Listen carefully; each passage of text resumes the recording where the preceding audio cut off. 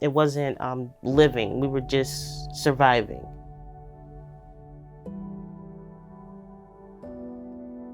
We were coming from a hard situation, hotel to hotel, house to house, and just really not stable. So 1 year ago, I was not stable, struggling. So my life before the program looked just kind of chaotic. I didn't really have a place to be. I was getting out of a unhealthy living environment and situation.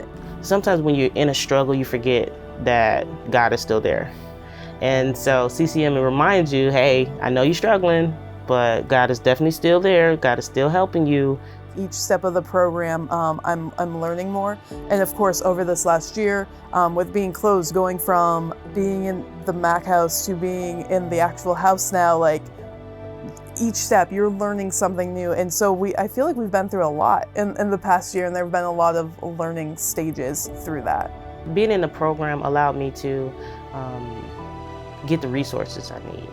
It wasn't that they just gave them to me, they gave me the resources to get that. That would be with finding a job, taking the time to actually find a job that was going to be obviously long-term and not just a temporary job. Because of that, what are things I'm seeing in my life now, patterns, as I've moved into the house, as I'm more responsible financially for myself? What are patterns I'm seeing in myself that I'm going to take advantage of this situation that I'm very thankful for and I'm going to use kind of moving forward?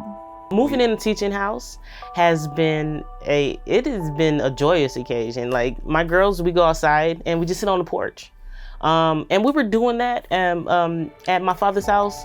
But it's a different feeling when we can just sit together in our own house, eat a meal, and go sit on the porch and just enjoy each other's company. Process that I see and I'm very proud of. I'm proud of the work I've done. I'm thankful for what I've had here and the ability to just be stable when everything in my life feels like it's going crazy, and just having a home to come to, knowing that I'll have food to eat, knowing that if I need someone, I could just call.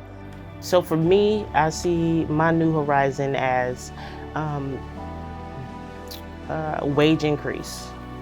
Income increase, being more available to do any spiritual thing that I need to do, even if that is community service, if that is servicing someone else, if that is helping somebody like I was helped. So if I come across somebody that's in the same situation I was in, allowing them the access that I had, letting them know, look, this is how I did it. And this is how you should, look into, see if this is the best fit for you. So a year from now, I want not only for my kids to grow, because they're just growing amazingly, but a year from now, they're going to have the confidence and the stability to be successful in school. So they won't have to carry my burdens. They don't have to pay for the mistakes I made. So that's what I want a year from now, is for us to be financially grounded to where we can allow a pathway to open for someone else to move forward.